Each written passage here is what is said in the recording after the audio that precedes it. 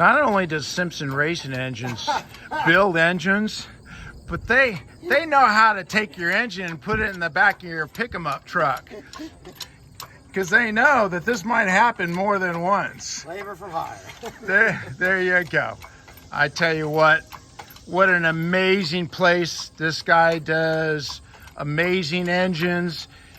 You live in the Midwest, you need anything done, you want to personally meet with somebody, and I got boxes of some of my parts back. They were good known parts, but for my application, he's like, no, that's not going to work. So absolutely love it that Simpson Racing Engines make sure it's right for my application, which is probably different from the guy who's waiting at the front of the driveway.